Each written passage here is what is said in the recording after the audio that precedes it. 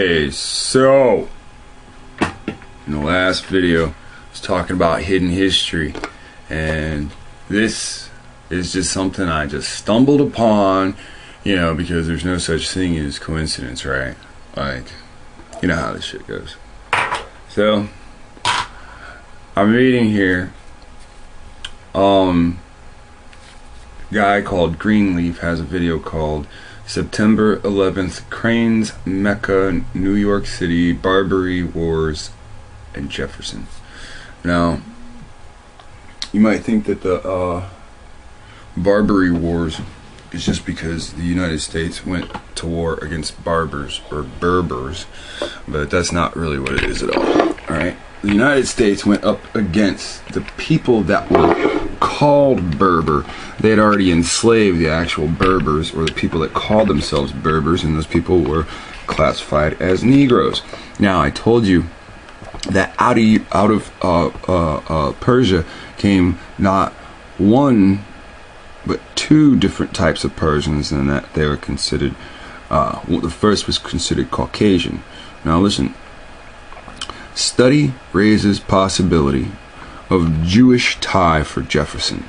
Was Thomas Jefferson the first Jewish president? Researchers studying Jefferson's Y chromosome have found it belongs to a lineage that is rare in Europe but common in the Middle East. Now, listen, for those people that are fairly wise and smart, you know as well as I do, reading that sentence just solidified so much stuff that I've already said. Europeans, the pale-skinned Europeans, do not come from Europe. Their stock comes from the Middle East. Was Thomas Jefferson the first Jewish president? Researchers studying Jefferson's Y chromosome have found it belongs to a lineage that is rare in Europe. It's European, but it's rare in Europe because the Europeans have stolen the title of Europe, but common in the Middle East, raising the possibility that the third president, Thomas Jefferson of the United States, had a Jewish ancestor maybe many generations ago. Maybe when they left Europe, he already knew who he was. No biological samples of Jefferson remain, but his Y chromosome, the genetic element that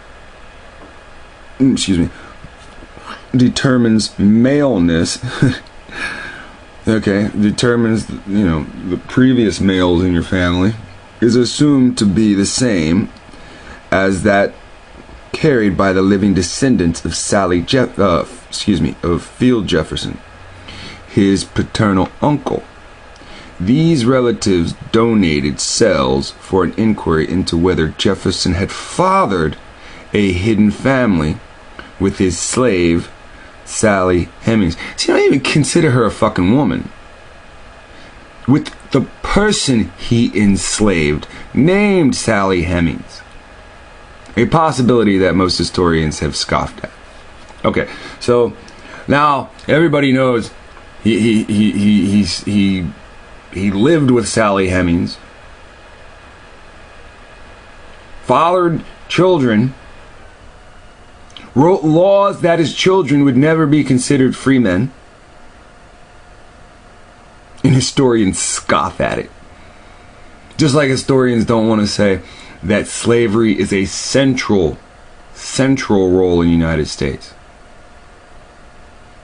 So much CAPA, so much finance was generated off of free labor.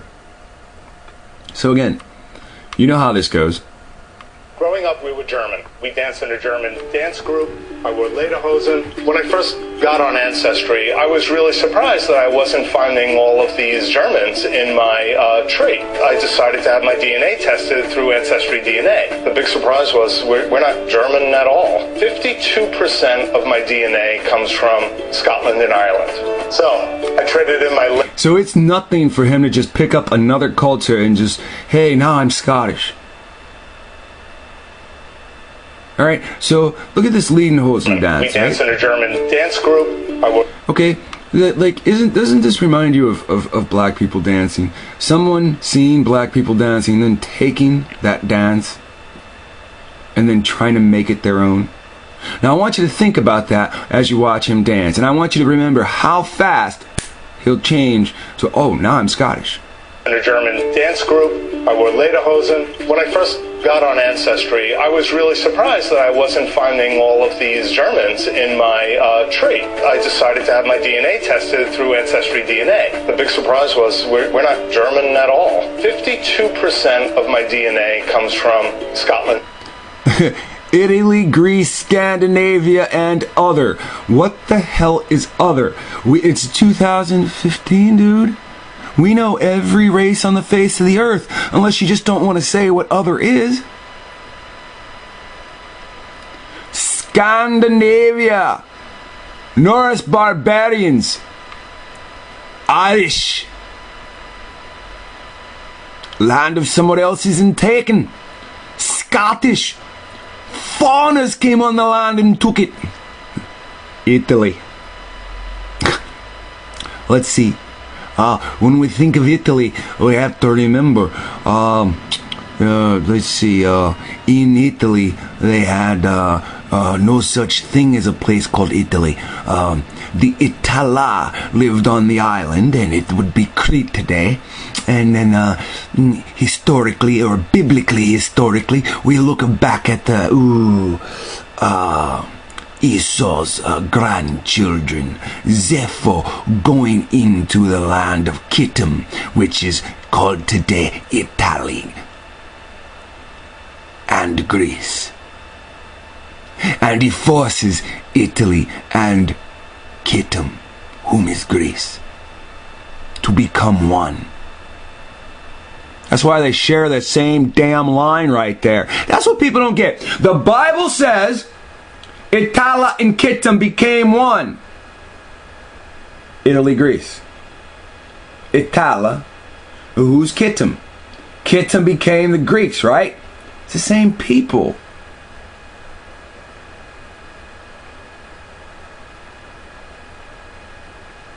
So he's 10% Greek.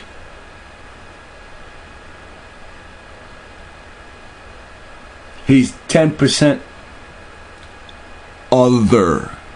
They should just write UF fucking O right there. See, this is what people aren't getting. Hidden history says these people took land. They have no origin. Biblical history says they came out of Canaan.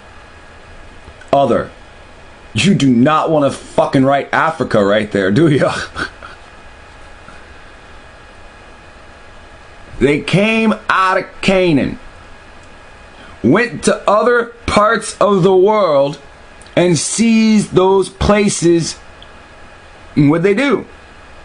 They took the fucking name. We're them now. All his life I'm saying I'm German, I'm learning German stuff, eating German stuff, drinking German stuff, celebrating German stuff. Then I find out I'm Scottish. We were German. We danced in a German dance group. I wore lederhosen. When I first got on Ancestry, I was really surprised that I wasn't finding all of these Germans in my tree. I decided to have my DNA tested through... I decided to play a game. I decided I would go over here and I would open Google up and I'm going to type in something funny. I'm going to type in American citizen. Google, tell me what an image of a American citizen looks like. Why? That's fake. Why? Oh, they show black people. Right? Alright. Let's hold on a second. So I've been watching this cat called, here, I'll show you. Conspiracy Dude Fury. Alright, so I've been liking a lot of this stuff, man. And I find it's funny, we're all on the same path. We're just on two different train tracks, So you know, if you got time, check out some of these videos that pertains to you know, black people. And the funny thing is like when you watch, you know, particular favorites and stuff like that, when you watch stuff up here in the list, it always sends you back down here. Like I'm not a big fan of Monique, but when I heard something that was said up here in one of these videos, I forgot which one, it made me want to go find the Monique video and watch that, you know. And it's a lot of interesting stuff, you know. A lot of interesting stuff. So we're gonna look at two videos: why they killed Eric Gardner, and we're gonna look at African Americans ain't Africans. All right, so let's watch a little bit of this, because this is beyond entertaining. Black people are United States citizens, not American citizens. An American citizen lives in one of the 50 states and has inalienable rights secured by the state and national constitutions. He spells his name in upper and lowercase letters. A United States citizen may also live in one of the 50 states as a resident, but has only privileges and immunities with no constitutional protection. He spells his name with all capital letters. So the Eric Garner verdict is in, and this white officer that killed this unarmed black man has not been indicted. He has not been charged with murder. He is free to go. And this will continue to happen to black people. There will be more Eric Garners, more Trayvon Martin, more Michael Browns. Why is that? Well, black people are now practicing group economics. They don't have a nationality. They have no nation to protect them. And moreover, they're not American citizens. In this video, I'm going to be discussing that.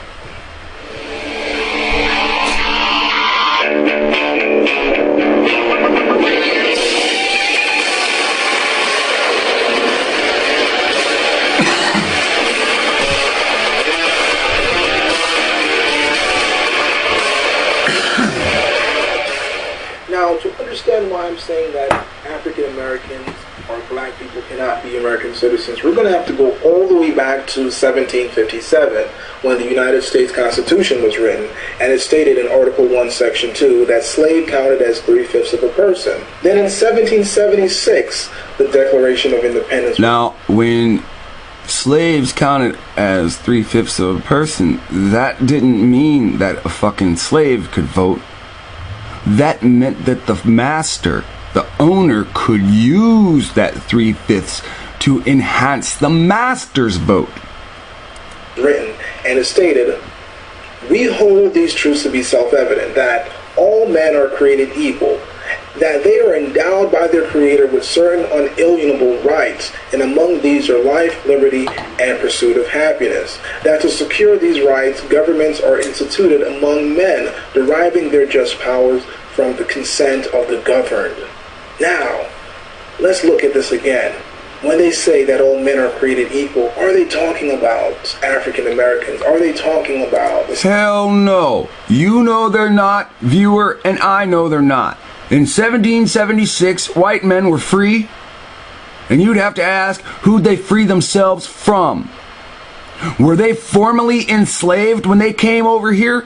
Did they come over here as slaves, under agreement to free themselves to enslave you? I told you, they were kicked out of their country as thieves and murderers, sent here as punishment. Now they've turned their punishment into some great, what? Conquest. Slaves. No, because they were actually slaves in 1776. So they're only talking about white people. Now let's go to 1857, where we have the Dred Scott case, where a black man tried to assert that he was a citizen of America and attempted to sue his slave master for his freedom. In the Dred Scott case, the Supreme Court stated that neither Scott nor any other person of African descent, whether or not emancipated from slavery, could be a citizen of a state. And here's the trick. You're not African. here's the bigger trick. They are. See, this is the point of teaching you're just an African slave. So you don't understand they're ruling over you with portions of your own laws. Therefore, was unable to bring in federal court on the ground of diversity. Now, this is very important. What does this mean?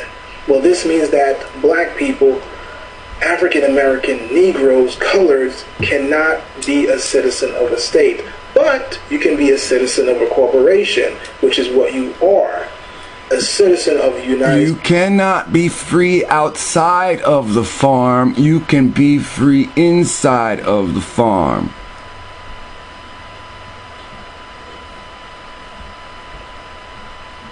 States government, which is a corporation. So now we have to go to 1863 when the Emancipation Proclamation was declared. Now, first of all, the word emancipate means to free from legal or social or political restriction. That means you're liberated. You're free to go. Okay? You are free to go. You are free to leave. You are free from legal repercussion from leaving. Social or political restrictions. You are, i.e., liberated. According to the Supreme Court, black people are a subordinate and inferior class of beings who had been subjugated by the dominant race and, whether emancipated or not, yet remained subject to their authority. So now to understand the idea of so you need to understand what was just said beings there. Who had been subjugated by the dominant race. You've been subjugated by a dominant race. And, whether emancipated or not, yet remained subject to their authority. So once you were emancipated, you fucking sat still. You said, I'd rather stay here than go out into the cold. So now to understand the idea of someone or people being emancipated, all it means is that they're free to go. They're free to leave. So, for example, if you're in your parents' house and your parent says, hey, son, you're free to go, you're emancipated, that means you're free to go. But if you stay, you remain under their jurisdiction and under their authority. And that's why black people are still under the jurisdiction of. Now, under their authority, you're not respected as a person born on this soil. You're respected as an immigrant, black man. That is what the term black means. See, you don't have a country anymore. It was taken from you, and bastard races were created to sit in your place so you wouldn't have a home to go back to. These historic books say Montezuma was Negro and his people were Negro. Now you have a Mexican race preaching and drawing designs all over their goddamn body, stating that they're the Aztec. They're the Mayan. Now you have an Indian race with land and preaching and tattoos saying that they're the Americans.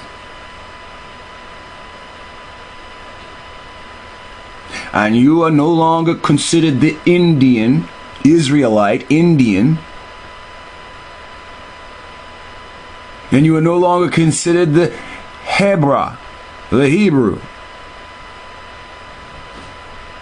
Your titles were stripped and you are now called slave, or black, or colored.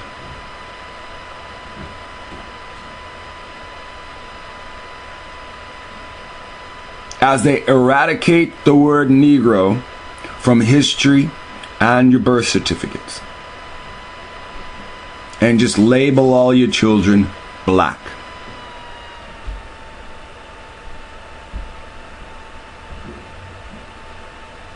And all you ever do is get mad at the first white person you see, with no idea that they don't understand the fucking system either.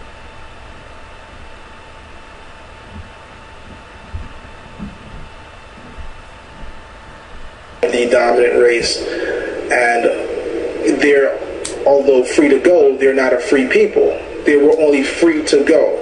Now, Lincoln declared that as of January 1st, 1863, all slaves in states in rebellion against the Union shall be thenceforth and forever free.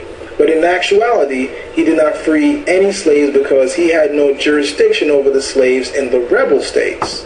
So here are some facts. Here's what he's saying. Lincoln freed the slaves.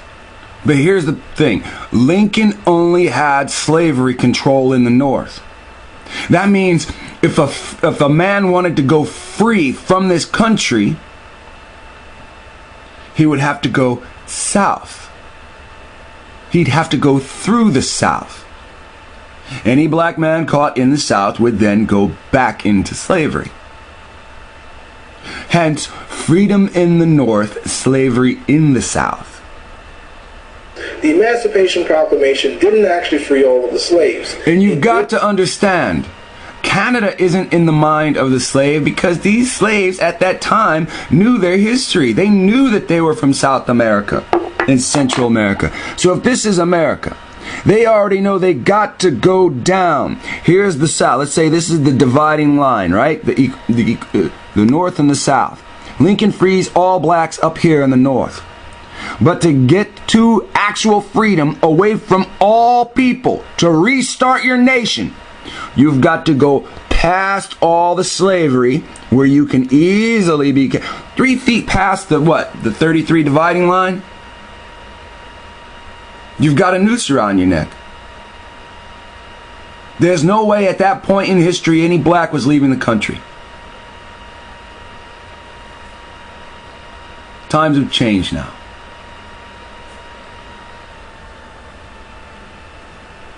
Applied to border slave states like Delaware, Maryland, Kentucky, and Missouri, all of which had remained border slave states to the northern freed land.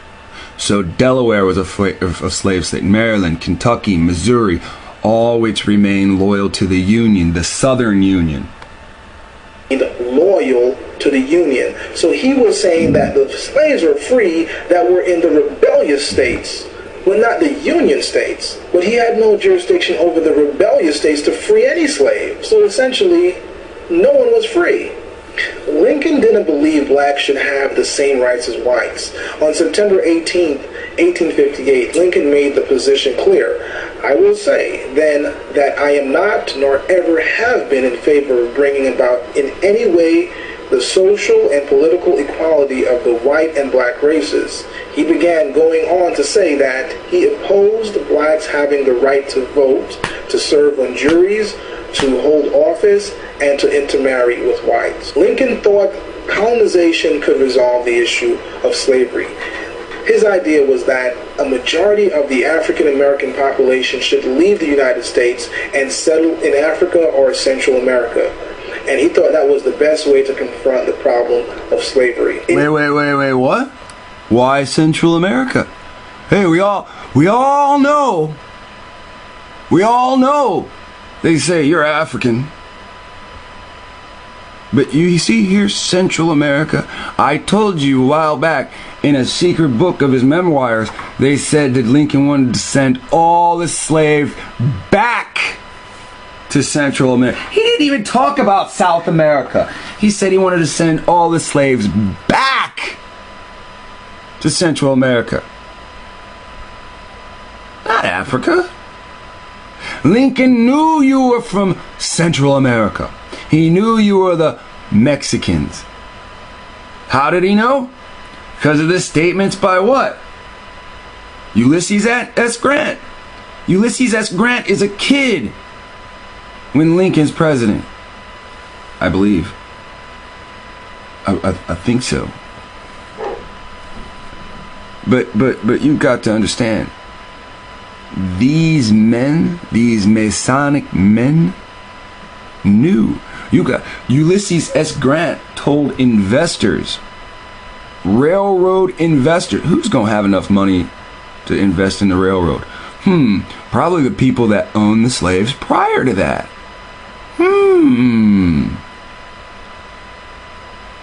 You see the bigger picture? From slavery starts the prisons. From the prisons you take the black and the Asian, the black and the brown, both groups of Afro-Asian, and you have them build the railroad for free. You make laws so the law does not apply to them, so that you can constantly arrest them and have them work. Right now, they assume that 80% of black males have worked somehow in the prison system, have built something for this country in this prison system today.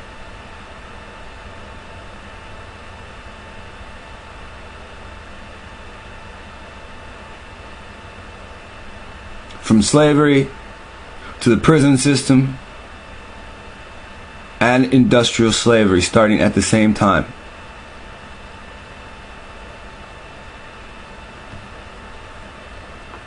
He thought that was the best way to confront the problem of slavery. In 1868, there was an amendment done to the Naturalization Act of 1790 that stated that aliens could be naturalized and become citizens. Now, naturalization is the legal act or process by which a non-citizen in a country may acquire citizenship or nationality of that country. But the naturalization in 1790 was only for free white persons, meaning not blacks, not African Americans, or any person of African descent. You understand what that means?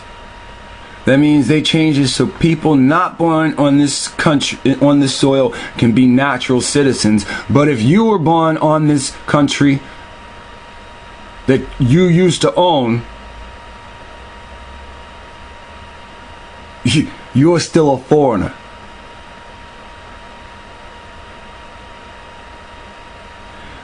Again, when you look at, let me get another one. Let me get a Google. Oh, that's me. Google. Here we go. Let's get it. American covers the Americas, right? If I type in the Americas with an S, pluralizing it, what are they showing me? They're showing me the whole fucking Western Hemisphere. Do you understand that? This side of the world is called the West because it's domination of Europe. We're the 10 kings. Like when you look at Europe, it's a small place and all this fucking evil is poured out of it onto the world. Oh, I'm sorry, when you look at Rome. This is the Americas. All of it. So when I say, you're the Americans, I'm repeating what's been said historically. You're from all of it. But they wanted this big chunk for themselves and wanted to send you back to this little piece. Because this is what? Land of Spain that they didn't want. They just wanted to what? Take the gold and silver out of it.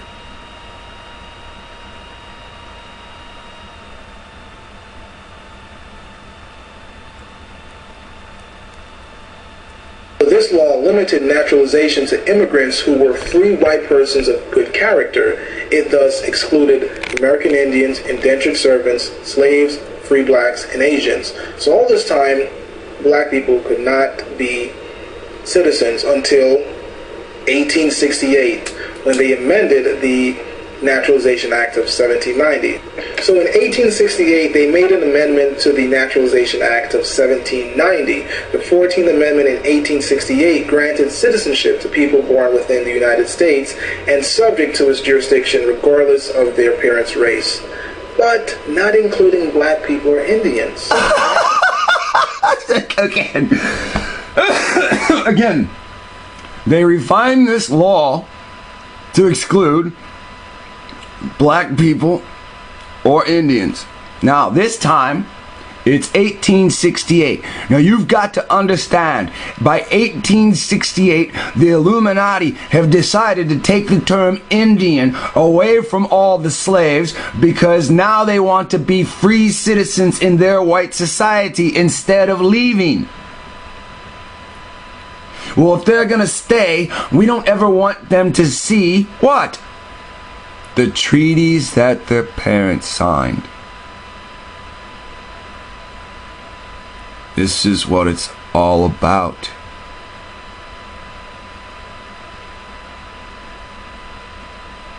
No matter what history book you find, it doesn't matter what it says.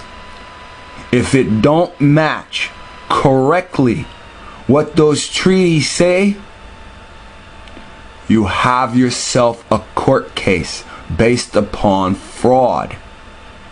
This whole system is set up on fraud. If black people are not a people, why do they train you, brainwash you to call yourselves black? They train you, brainwash you to not call yourself a people. If you're not a people, but you're walking upright, then you're some form of fucking animal. This is why they say you're fucking animals. You've got to understand how one line of bullshit leads to the other. They got white farmers that don't want to read or write. They don't act like that to them. You think it's about racism, it's not. It's not. It's about the land. The easiest thing to divide us is you're black, I'm white, and all this shit. It has nothing to do with that. It's to keep you busy to not worry about the land. Now the land is poisoned. Now we have to leave. Let's ignore the Bible for a minute. Can we take the land back? No. We got sticks and fucking stones. They got fucking cameras. We can't take the land back. They got motion sensor cameras. They'll always see your body heat. The land is no good anymore. The poisons, the toxins, the murder, the stacks of dead bodies, the souls, the blood not going back into the earth. The blood going to the coroner sending it to whomever he does. Nobody disperses the blood. The soul is in the blood. The soil is no good. When you die, you're buried. Your blood goes back into the soil. Refeeds the earth with minerals. The earth is mad.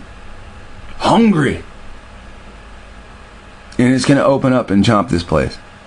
And people don't see it. You see these giant sinkholes, and you don't even. Everything that we build with comes out of the ground. The ground just opened up and ate half the stuff we built with, and nobody sees it for what it really is. Dear God, is a sinkhole the earth eating, feeding on its enemy? Concrete?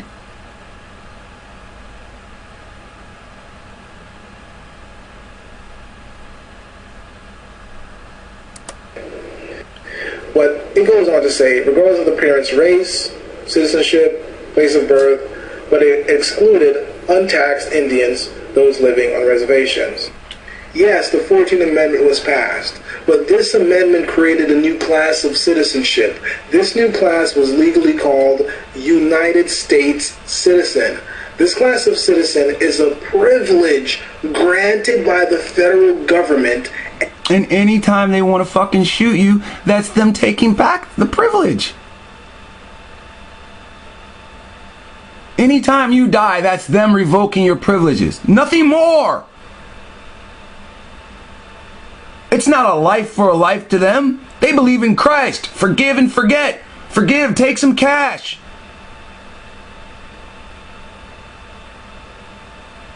My son's dead. I don't give a fuck. Take some Washingtons, take some Benjamins, and it's over. Raise a stink and I'll kill you. This is how they live here. Gomorrah. The place of the backwards laws. We live under the system with the symbol being the Liberty Bell. The Liberty Bell is split because there is a split law. One for the oppressor and one for the oppressed. Why do they call it oppressed?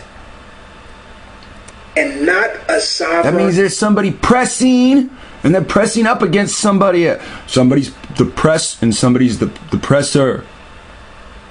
Inalienable right. The pressee and the presser. What does it mean to press up against somebody else? That's to hold them down. The pressee and the presser. States citizen. This class of citizen is a privilege granted by the federal government and not a sovereign inalienable right. So what's the conclusion? The conclusion is black people are United States citizens, not American citizens. An American citizen lives in one of the 50 states and has inalienable rights secured by the state and national constitutions. He spells his name in upper and lowercase letters. A United States citizen may also live in one of the 50 states as a resident, but has only privileges and immunities. With no constitutional protection, he spells his name with all capital letters. Now, here's what you don't understand. When it says, he spells his name, no, everybody spells their name with upper and lower. This is the trick. This is what happens behind closed doors. When your letters, or things that have to do with you, are typed into their file system, they'll type an American citizen as upper and lower, and a nigger or a Negro or black people as all capitals. What's done in secret shall be what? Brought forth. This is what was done in secret. These Freemasons sat there and tried to design laws so that what? That you will be on the bottom forever. And they will always be on top. So they will look always as a dominant race. The decks are completely stacked against you and always have been. And when you make a certain amount of money, you then stand out. And when one grass becomes taller than the rest of the grass, what do? That's when you cut the grass, right? These people are ruling over us with farming mentality.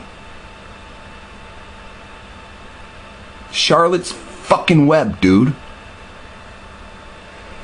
This is why black people will continue to be killed. There will be more Eric Garners because you are not an American citizen. You do not have a nation outside of America or any nationality to begin with. And this will continue to happen. The Internal Revenue states that the term United States, when used in a geographical sense, includes only the states and the District of Columbia. According to the Constitution, the territory of the United States of America includes the 50 sovereign states, each of which have their own constitution and jurisdiction. The geographical territory of sovereign jurisdictions do not overlap. The territory of the United States of America is different from the territory of the United States government. The territorial jurisdiction of the United States government only extends to 10 miles square, to places purchased, and to property owned. This would include territories and possessions temporarily acquired through treaties that are not part of the 50 states.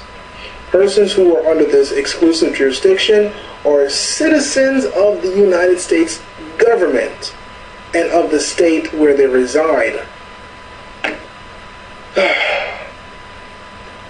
Guys, we need to educate ourselves. We need to educate the young. Black people are not American. You know what? That's the fucked up thing. You, the viewer, you're not young. Nobody gives a shit about you because your mind is so corrupt. They don't think you're gonna change. Nobody thinks you. Telling you every goddamn day you're still a fucking slave and you'll do nothing to research it yourself. Showing you the information, you'll do nothing. The most you'll do is go get mad and fucking shoot at somebody, which is ignorant. You'll never sit there and say, if I leave and help start a new fucking nation, I could be the resource that helps make everything great. Individually, you are a resource, people. That's why they haven't killed you.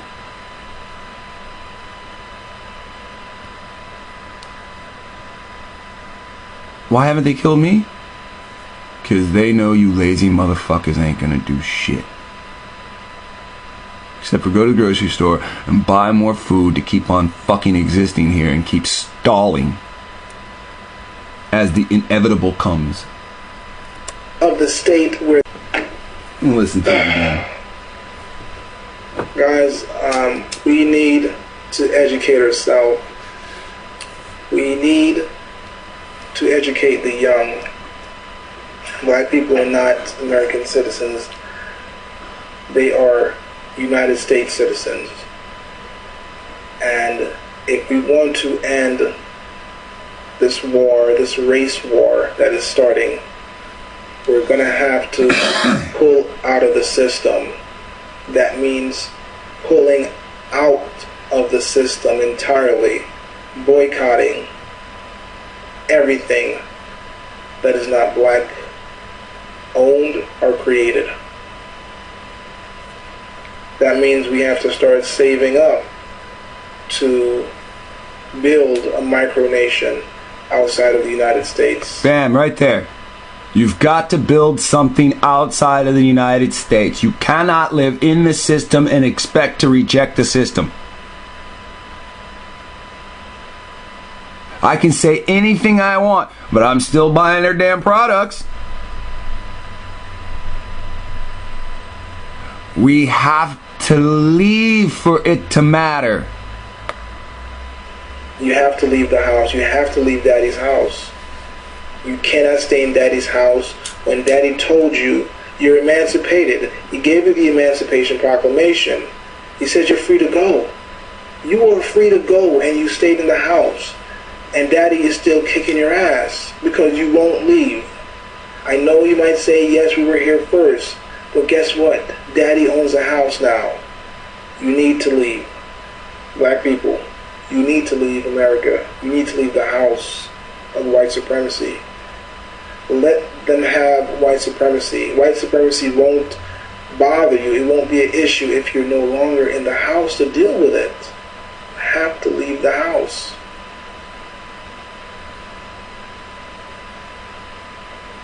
Till next time, Conspiracy Dude. Alright, so that was that one. Now let's go back to this one again. There were some interesting things. This is a 10-minute video, and some interesting things said in this video. Let me get past this first part.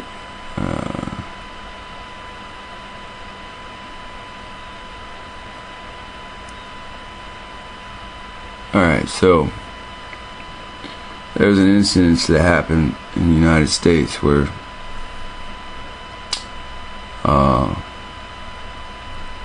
when Islam was introduced into the United States. Alright, let me get to the part real quick. It's back here. Was it? Is it? It's gotta be the next one. Gotta be the next one, alright. 1 second. Don't worry about what's on screen. Alright. At the height of the 18th century, that'd be 17 something, Muslim pirates were the terror of the Mediterranean and a large area of the North Atlantic. They attacked every ship in sight and held the crews for exorbitant ransoms. So, just large quantities of money.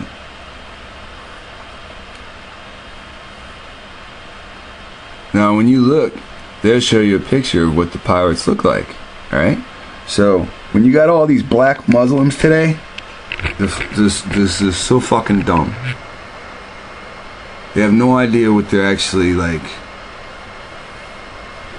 joining on to. Alright? Now give me 1 second. You can pause it, stare at that picture for a second.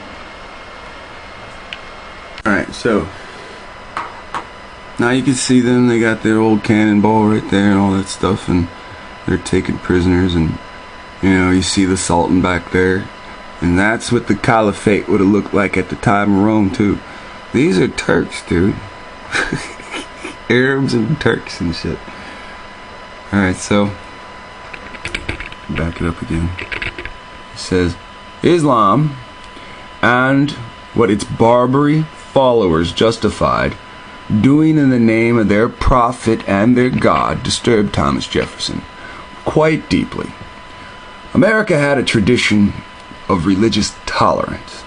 In fact, Jefferson himself had authored the Virginia Statute for Religious Freedom. But fundamentalist Islam was like no other religion in the world had ever seen.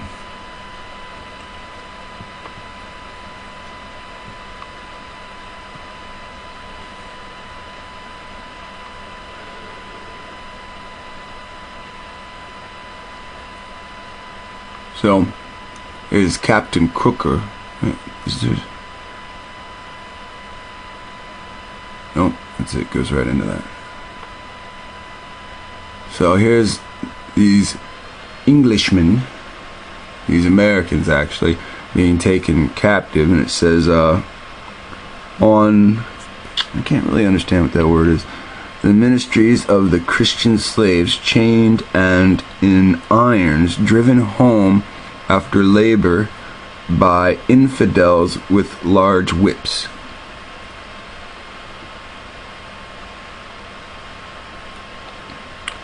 A religious based on supremacism,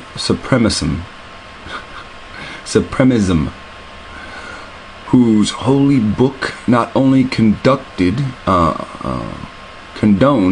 but mandated violence against unbelievers, was unacceptable to him. Now, we have to take a minute. Thomas Jefferson, whether he understands it or not, is part of what is Catholic Inquisition. His idea of religious religion based on isn't Christianity based on supremacy? White God in a white society, meaning all whites rise to the top. Anybody that's not white falls below them in the hierarchy. Anything in contrast, meaning the contrast to white is black, falls to the bottom of the hierarchy. So basically what Thomas Jefferson's saying is their religion is fucking up his supremacy here. Now, because how can you maintain slaves on the field if you can't keep your men safe on the sea? See, they're transporting slaves from the United States to Europe. That's what people aren't understanding. The Islamic people understand. That's why they're attacking them. Their cargo, the United States cargo, is what the Islamic people were making their money off of. Slave traffic. That'd be like if Islam dealt in cocaine and they saw a United States boat and they were all cool one day and they looked on the boat and they were like, whoa, you're transporting cocaine? We transport cocaine. You can't step on our fucking business. United States, Jefferson wanted to get rid of the slaves any means possible. Murder, to a great degree, was too easy when you could make money selling the slaves to other whites. Whites systematically chased blacks out of Europe, chased Negroes out of Europe, the ones that stayed, live in ghettos today. And now what? Now have starting to chase them out of Americas. Here's the funny thing. The people that leave always live. And this is why I suggest leaving. See, if we leave, we can grow without some gardener pruning us down, pruning the leaves. A religion based on supremacy, whose holy book not only condemned but mandated violence against unbelievers. Isn't that what the Catholic Church lived by? Isn't that the complete definition of Inquisition? This was unacceptable to him, even though he was in the middle of a life of Inquisition, being the highest inquisitor, deciding which slaves which Indians he would enslave, and which slaves he would, what, take for himself? Even prop himself up into a house and play house with a slave?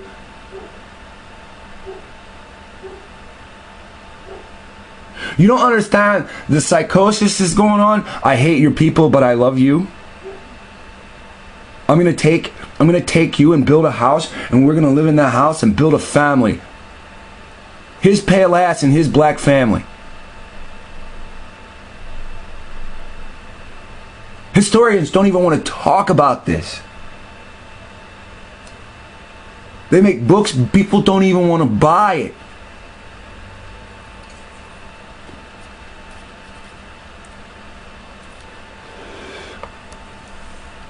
His greatest fear was that someday this brand of Islam, we all know this wasn't his greatest fucking fear.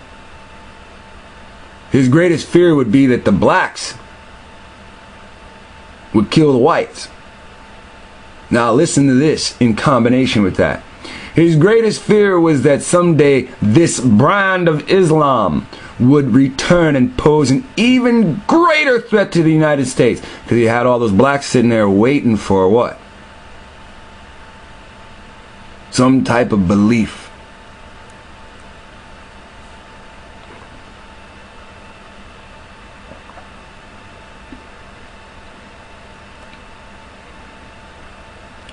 So, here's his credentials. Thomas Jefferson, 3rd President of the United States, from 1801 to 1809. He's the 2nd Vice President of the United States. So before his term as President, he served as Vice President. He is the 2nd Governor of Virginia. He is the 1st Secretary of State. Handsome resume. Handsome CV there. Congressional delegate to Virginia, and the author of the Constitution, and the author of the Bill of Religious Freedom. Excuse me, sometimes I confuse that with the Bill of Rights. The Bill of Religious Freedom. Do you understand that? Slave, you must believe in Jesus Christ or die. He is the author of religious freedom. Do you understand the conundrum? Going two ways on a one-way street. Religious freedom that way, slave back there with Christ. If you tried to worship the Creator, they killed you. If you tried to worship the Creator, they beat you into believing into Christ. And then what? Forgive me. Forgive me. Forgive me. Alright, so here we go. Nope, that's it. Alright, those taken hostage were subjected to barbaric treatment and wrote heartbreaking letters home begging their government and families to pay whatever their Mohammedan captors demanded. I'm probably mispronouncing that, but that's life, you know. So now they're going to have an image, right? And they're going to show you the kind of barbaric shit that was going on. So this is what happened. Now, you see these guys, right? They tell you they tell you these Muslims are black and shit, right? Yeah, right? European was at war with the Saracens, right? These aren't the Saracens, dude. This is Arabia, right? They got the hooks. They stick the hooks right through the foot. You see that right there? They got the hooks. They stick the hook right through the hand. How the hell do these people ride home?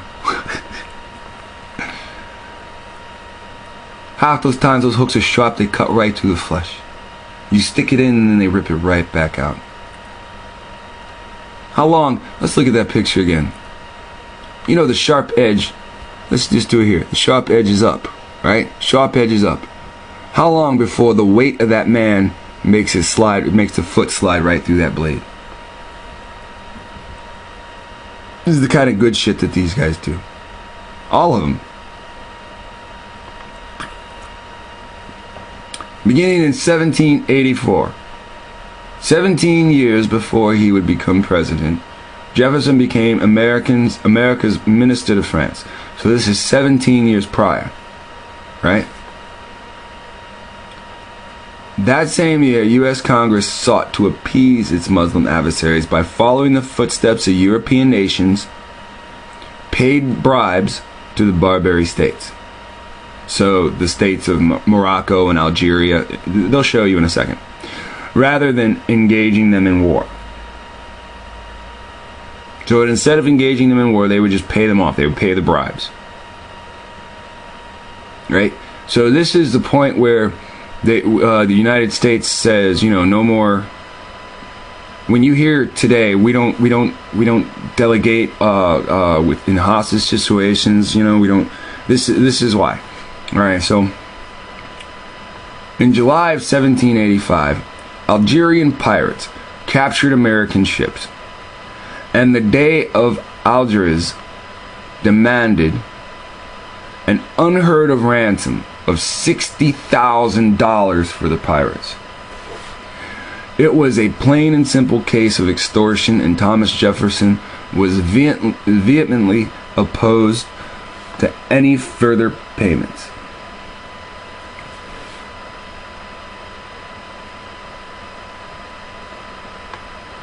To the next part. Alright, so here we have an image of pirate wars going on.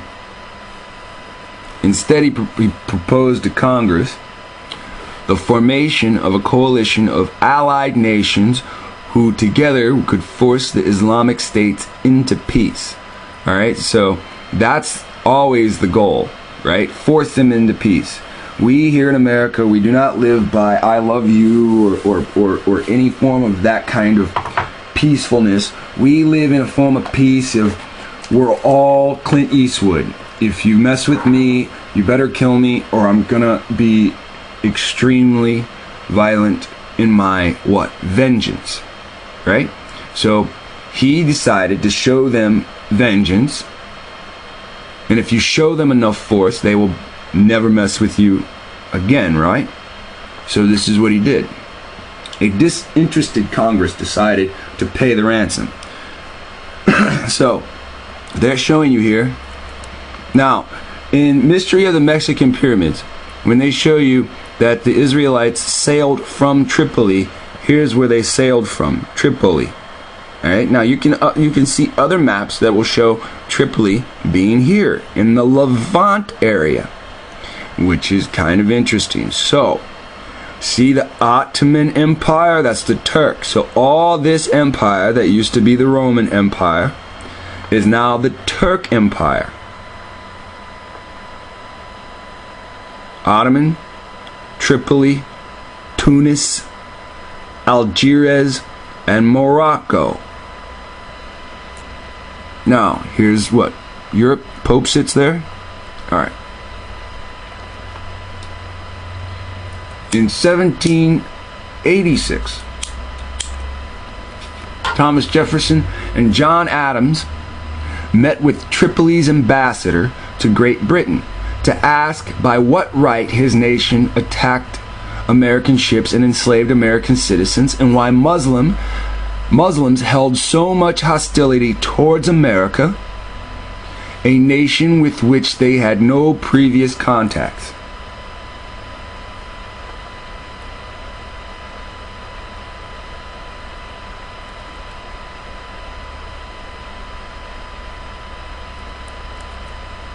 The two future presidents, so again, this is before they become presidents, they reported that the ambassador, Sidi Haji Abdullah Rahman Ajah, had answered that Islam was founded on the laws of their prophet, that it was written in their Quran, that all nations who should not have acknowledged their authority were sinners, that it was their right and duty to make war upon them wherever they could be found, and to make slaves of all who they could take as prisoners, and that every Muslim who should be slain in battle was sure to go to paradise. So that is what he replied. Jefferson let the Pasha know that in no uncertain terms, that no uncertain terms, what he would do with that, what he could do with that demand. The Pasha he responded by cutting down the flagpole at the American consulate and declared war on the United States. Now this is interesting. He cuts down the flagpole because that's, it's not like he cuts down the cord the flag's tied onto, because the flag goes up and down every day. He cuts the whole pole down. That's funny. So again, he declares war on the United States. Tunis, Morocco, and Algiers immediately follow. And this is what their bloody four-year war looks like. And this is he's going to tell us here in a second. So you have Algiers, Tunis right here, Tripoli here, and Morocco. Where is the word Morocco? Right here. Alright, so these are some of the images that the cartographers, now these are classified as historic images because they are drawn by cartographers. A form of historian. Jefferson until now had been against America raising a naval force for anything beyond the coastal defense, but having watched his nation be cowed by the Islamic thuggery for long enough, he decided that it was finally time to obviously create great. It's finally time to meet force with force. So he dispatched a squadron of frigates to the Mediterranean and taught the Muslim of the Barbary coast a lesson he hoped they would never forget. And then they go into, again, these are well detailed images, but you've got to understand these are historic images. This is before the camera's created.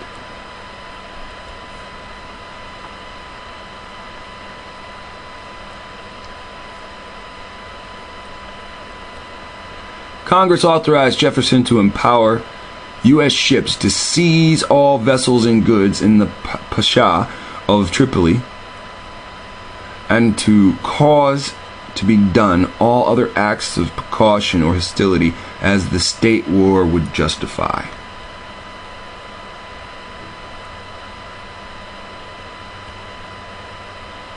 when Algiers and Tunis, who were both accustomed to American cowardice and acquiescence, whatever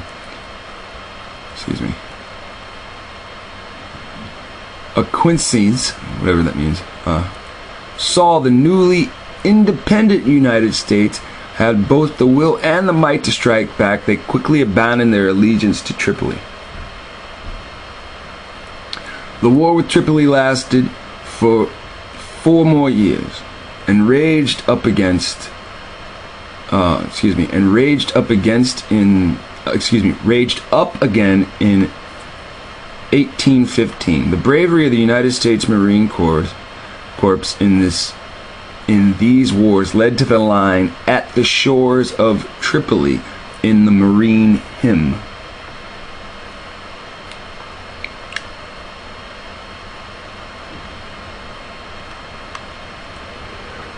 They would forever be known as Leathernecks for the leather collars of their uniforms, designed to prevent their heads from being cut off by the Muslim schmetters when boarding the enemy ships.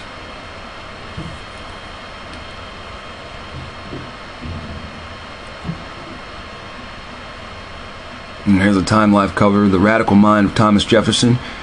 He gave us life, liberty, and the pursuit of happiness, but is America living up to those ideals, plus a family torn by race? And I think that's funny that they put that in there, you know, a family torn by race. Is that Jefferson's family? Is that his black family? So then they show you a few pictures of Tunis, Algeria, or Tripoli. I have no idea. Alright, so in Jeremiah it says, even the stork in the heavens hath known her seasons, the turtle dove and swallow and crane have watched the time of their coming, and my people have not known the judgment of Jehovah. So, Jehovah's written in there, that's what's written in there. We all know it's Haya, because that's who talked to Moses. I'm not going to argue with people that believe in the Jehovah stuff, because even the GOCC have broken down that name, and Hova leads to mischief.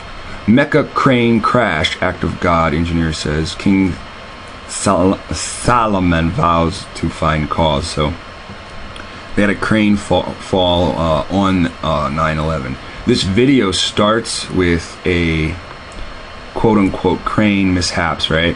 And when you look at this crane and you look at it from far away, a broken crane is dangling from Midtown skyscraper, all right? And what they're showing you with the crane broken in this form, it actually looks like it's got wings right there.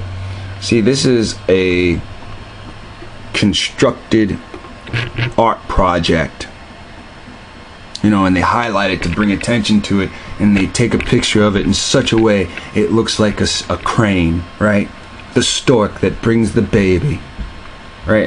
It's a game that they play, So if they can make a crane, a manual mechanical crane, look just like a bird, so they're gonna take pictures of this lightning at the right moment and say this lightning destroys one of these cranes, and it falls and I believe injures people. So it's owned by like a Bin Laden company crane. It was struck by lightning during a thunderstorm, collapsed at the Great Mosque of Mecca just before evening prayers, crushing many pilgrims to death and injuring others. The occurrence on Friday, September 11th, right? So they blame Muslims, right, for September 11th. So this is just I don't know, a way to show their devotion type of thing, right? Like I think it's kind of funny because we all know the HARP system exists. We all know that they can control weather patterns, and they can put just the right elements in the air to get any kind of outcome they want. So it's easy for them, on September 11th, they build enough whatever in the air to create a thunderstorm, and they already have this plan and everything all set up to take pictures. And then they can say it's an act of God for what you did on this day in history. How many times are you sitting there listening to the radio and they go, on this day in history? You know how many things have happened on these days in history and they only select particular things to tell you? Because they want to illuminate what parts of history they want you to know about. They want to deluminate or hide most of the truth in the dark. This day in Jewish history, Jefferson calls to put Judaism on equal footing. I think that's so fucking ironic, dude. Because I just said September 11, what you did to us on this day in history, because that's their belief. And this day in Jewish history, right? Calls to put Judaism on equal footing. Now, this is kind of important. The third president, written response to Noah, a man named Noah, remains to this day an important and eloquent statement of his philosophy regarding the role of the state protecting religious freedom. Says Jefferson, 1818, former president of the United States, responded to a letter he had received from Mordecai Emanuel Noah by setting out his philosophy of religious freedom.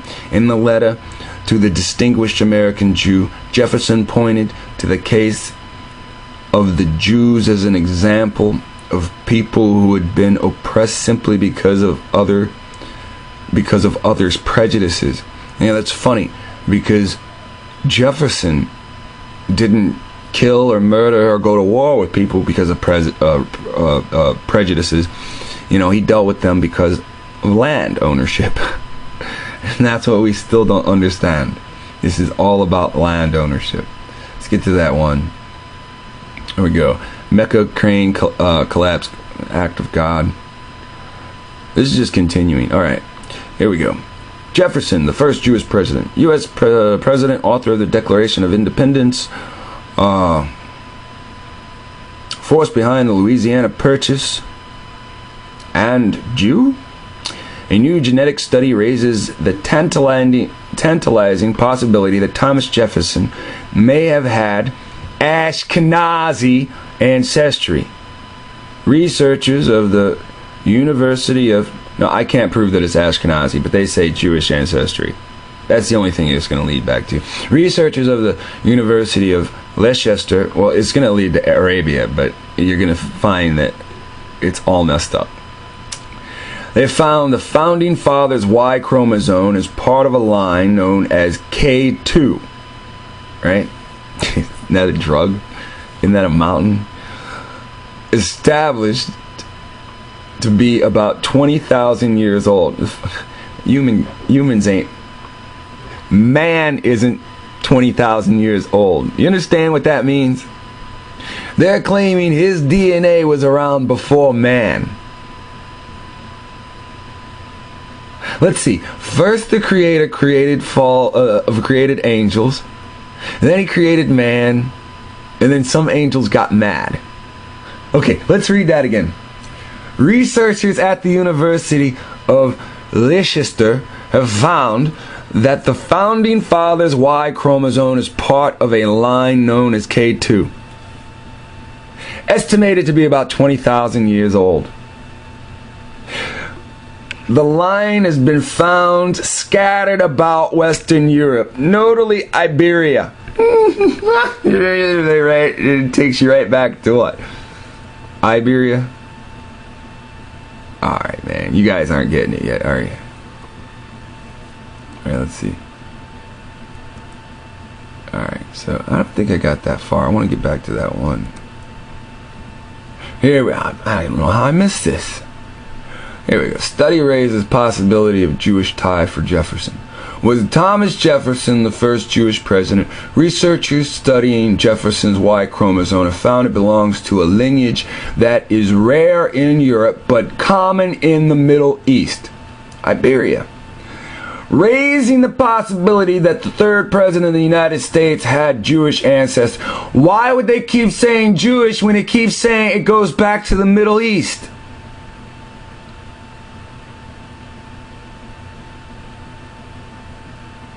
How come the rumor is Ashkenazi ain't the Ashkenazi, but but they took that from somebody else. Where'd they originate from? The Middle East.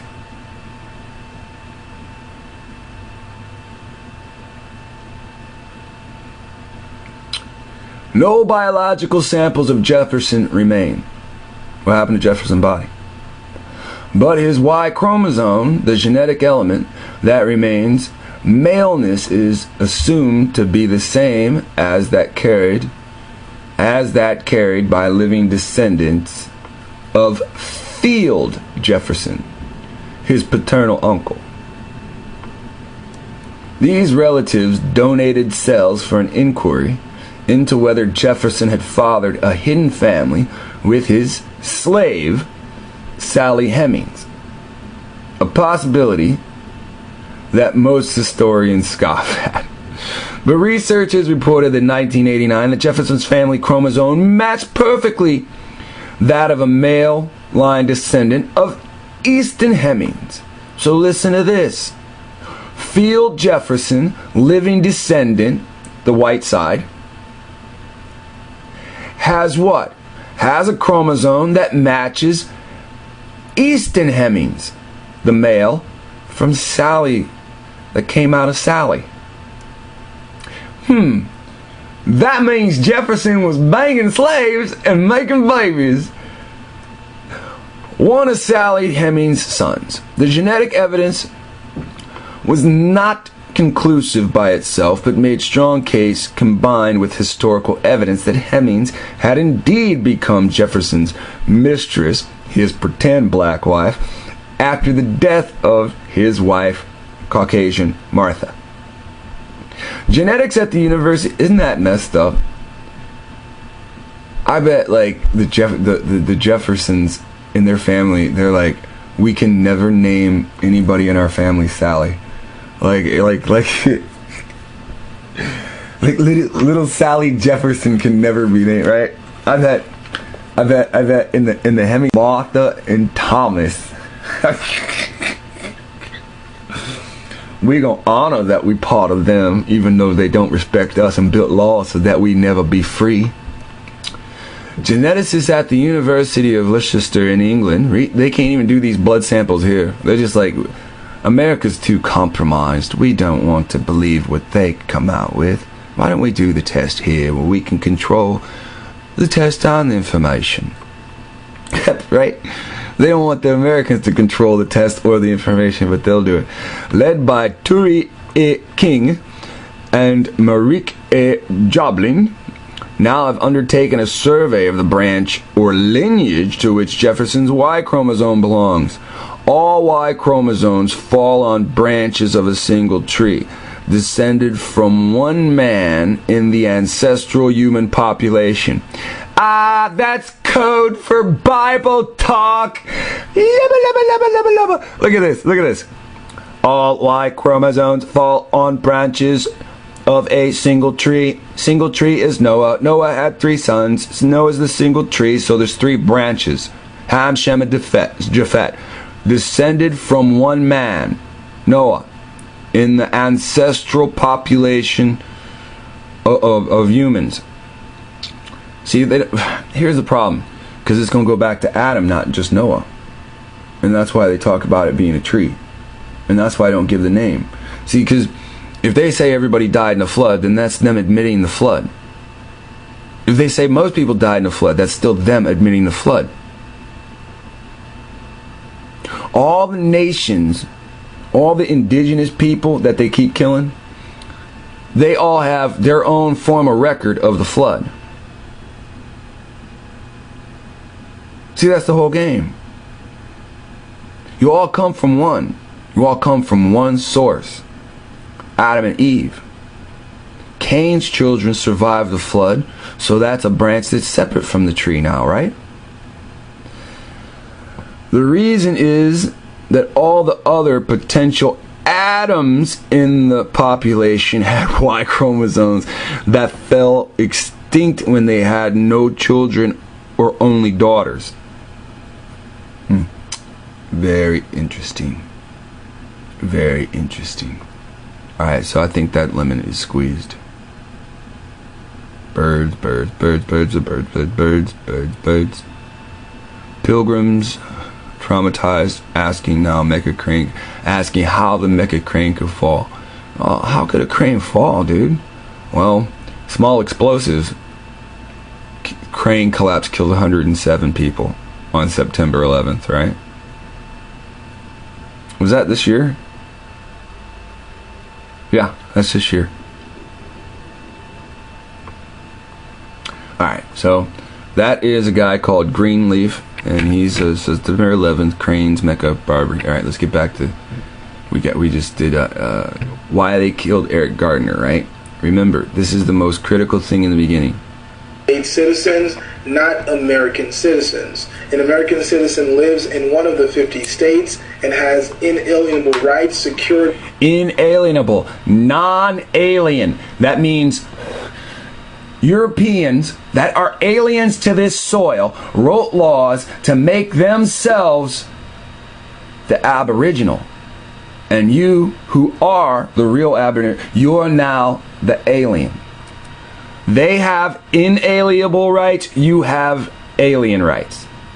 By the state and national constitutions, he spells his name in upper and lowercase letters. A United States citizen may also live in one of the 50 states as a resident, but has only privileges and immunities with no constitutional protection. So when I sit there and tell you the Constitution has no application to you because of your black skin, I am not lying. If somebody tells you I'm lying, they're lying. I'm showing you the evidence. The problem is you can't understand I'm showing you. You can't comprehend the evidence that I'm showing you. Because why? Your slave captor, his daughters taught you in schools. You think his daughters want to tell you, well, you're not equal to me. They sit there and tell you to your face, you're equal. They don't get gunned down. The idea of deporting his people received his greatest scorn. All this native land talk is nonsense. The native land of the American Negro is America.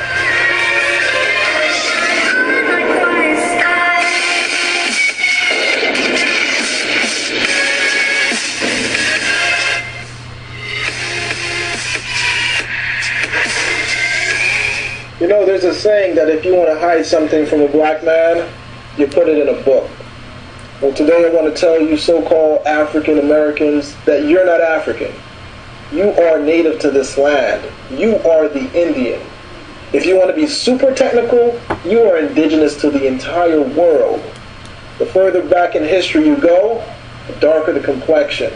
The further back in history you go, the more you learn about each individual diaspora. Each time you built something, and then it was conquered, and then you had to run. But you don't got to take my word for it. I'm going to show you the proof. Right now I want to focus on America. Let's go to the book titled In Battle for Peace by W.E. Du Bois. It states, reading this new colonial imperialism comes my own native land, built by my father's toil and blood, the United States. The United States is a great nation, rich by grace of God and prosperous by the hard work of its humblest citizens. Drunk with power, we are leading the world to hell in a new colonialism with the same old human slavery which once ruined us, and to a third world war which will ruin the world. In the book, Frederick Douglass selected speeches and... You understand what's being said there? See, W.E. Du Bois has the idea, if you can't beat them, join them. Now he is part of the new colonialism. When you burn your hair out, when you say, I hate my own people because of the way they act, you're not paying attention that your people are being trained to act this way, to act animalistic. Now these new colonists, new colonialism, it's the buffalo soldier, it's the what you call the Sambo that sold out Uncle Tom for helping you.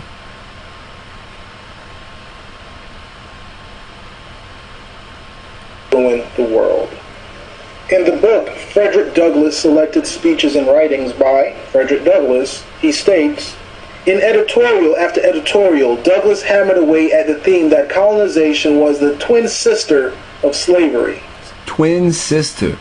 Colonization, you cannot colonize something without enslaving the people that are there. That the United States was the native land of the Negro. You ever see the movie Battleship? In Battleship, he says, if aliens come here, it will look a lot like what? Colonization. And we'll be at the lower end. That means they'll destroy everybody. Keep a small percentage of people living amongst them to work and build for them. Same thing now.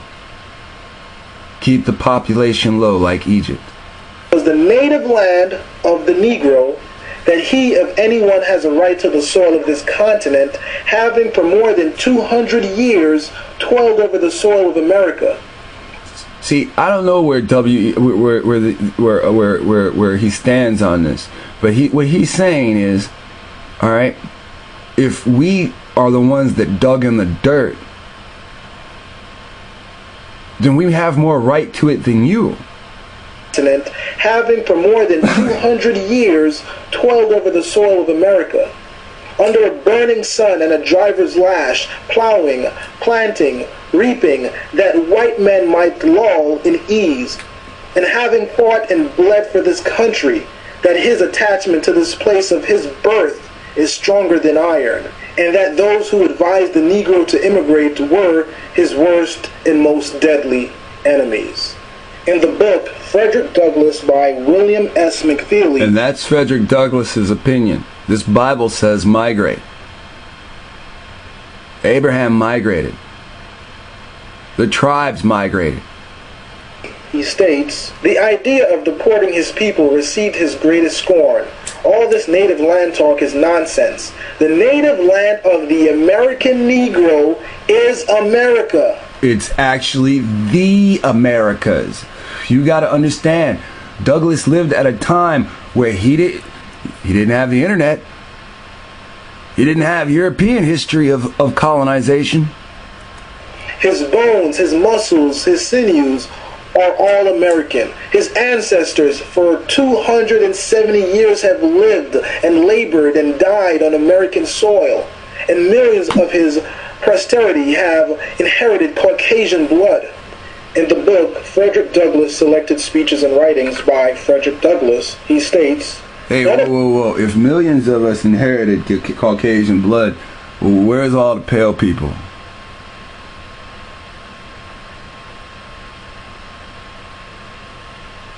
Where's all the people like as me? Where is the millions of people?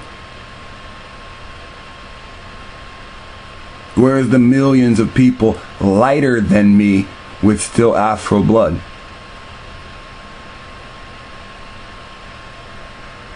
Among the least important and significant signs of the times are the recent debates and occurrences in Washington. A combination of events has within a few days transpired there, which may well be regarded as a providential interference in behalf of the enslaved and plundered of our land. Now let's look at what Martin Luther King has to say about America being the native land of the Negro. Now remember, Dr. Martin Luther King went to an interesting college. Dr. Martin Luther King was part of what sorority? Now, he had access to special books that you had to be a member of something to be able to access. 100 years later, the life of the Negro is still sadly crippled by the manacles of segregation and the chains of discrimination. 100 years later, the Negro lives on a lonely island of poverty in the midst of a vast ocean of material prosperity. 100 years later, the Negro is still languished in the corners of American society and finds himself in exile in his own land. And last but not least, you have this book titled They Came... See, an exile in his own land. You've got to understand most of you have the blood of Ephraim running through you, especially those of you whose families came out of the northeastern areas of the 13 colonies. You were pushed out of that area, and you were pushed west. You were pushed then southeast again to the Georgia, Florida, Mississippi areas. Later, you were pushed out of that area and dispersed during the Trail of Tears.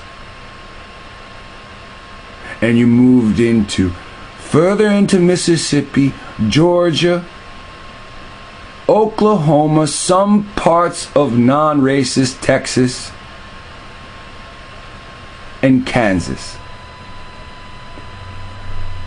All you have to do is read the history of the wars with the Indians versus Thomas Jefferson and Andrew Jackson. Before Columbus by Dr. Ivan Van Sertima, where he states that black people were in America before Columbus came. Hence the title, They Came Before Columbus. Now, I might make a sequel to this video depending on the interaction I get with this first part. Let me know what you think. Do you think African Americans are native to America based on the information I gave you? If you have something that can debunk this or can prove these scholars wrong, please do post it. I have plenty of books from Texas that can debunk this. I have very few books from the 16th century that can prove this correct, and so much more. Ladies and gentlemen, we are emancipated. We have the power to leave. It is called willpower. We must display this power and be an astonishment before all nations, that one day, soon in the future, they shall come to us in our new community, and they shall ask us, teach us the ways of higher.